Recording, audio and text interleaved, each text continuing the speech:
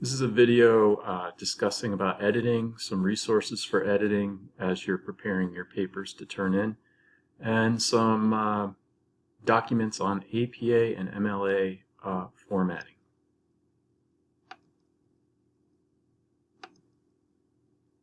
First, I wanted to go to the Center for Reading and Writing. The college has a Center for Reading and Writing where a number of you have already started working with tutors. While generally I don't think they're doing face-to-face appointments, they do online appointments through this link here on the website, and I'll share the CRW with you, but it's pretty easy to find. Even if you just Google sunyacc.edu CRW, you will find it. It'll be the first hit that you get. The other thing I've noticed is that they have some open access resources. So this link here, go to it, there's the site, there's an overview of the services, and there's some citation and formatting guides that we will come back to in a moment here. So a really good resource. They are open Monday through Friday starting at 9 in the morning. They close at 5 every day but Friday when they close at 2. There's also tutoring available through what is it called? Start New York through SUNY, Star New York through SUNY, and I don't know if some of you have tried that yet.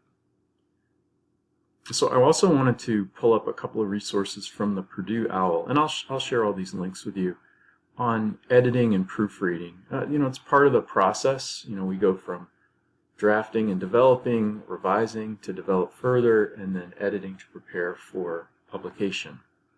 And we look at a range of things. And the review guidelines that I've offered you, where I'm asking you to review each other's work, really follow along with this. So the Purdue OWL, which is Purdue University's online writing lab, or OWL, they're very interested in higher order and lower order concerns when we're editing and revising. Higher order concerns are different, obviously, than lower order concerns. And some higher order concerns, as they list them here, have to do with looking for a thesis or focus, thinking about your audience and purpose, thinking about the overall organization of the essay, and aspects of development. So those 4 areas, are really things that relate very much to what I've asked you to think about during the review of each other's essays, whether you're looking at round 1, round 2, or round 3. And these are good questions one can ask oneself, but really a true test of this is to have a reader read your essay following questions such as these, or such as those I include in the review guidelines. So higher order concerns have to do with the development of your overall case, having a thesis or focus, really thinking about your purpose, who you're trying to reach, how you've organized yourself to do that, how you've developed your ideas. Lower order concerns are what most people think about when they think about editing: sentence structure, punctuation, word choice, and spelling. These are the easiest things to work on. They are a matter, for the most part, of right and wrong, of correct. Some of them do have to do with choice, preference, and style, but a lot of them, spelling, punctuation, these really have to do with following the basic guidelines. And I say they're easier, and they're calling them here lower order, because they're not the most important part of writing. They are part of being understood, but they're really not part of developing your ideas and concepts. So that's why they're calling them lower order versus higher order. The Purdue OWL also has a page on proof editing. Where do I begin? Proof editing, or what sometimes is called proofreading. It's a process where you're looking through your essay to make sure that it's conventional. I would not recommend using this service that's on their page. I'm not sure why that appears there. Make their little video go away. There's some general strategies before you proofread. They're suggesting leave plenty of time. I would suggest getting someone else to proofread your essay, not to make corrections for you, but to look over your paper to see what's conventional, what's not conventional. Is that how you use a comma? Is that the correct spelling? Is this really the word that you want? They're recommending printing out a hard copy to really go through. That's harder these days. If we're going to work with other people, we have to do that digitally for the most part. And you might have a list of what to look for. This is not your first writing class. Probably someone in a past class has told you to think about comma splices, or to think about sentence fragments or incomplete sentences. you probably already have a list of things that people have suggested to you to work on. Put that at the top of your list. Some general strategies, and again, this might seem commonsensical. These may be things that you did in your previous writing class. Don't rush. Read slowly. Read aloud is a good idea. I would recommend reading your paper aloud backwards, sentence by sentence, if you are particularly concerned with complete sentences, for example. You might also use some of these other strategies that are offered here. They really recommend having someone else read your paper, look through your paper with you or for you.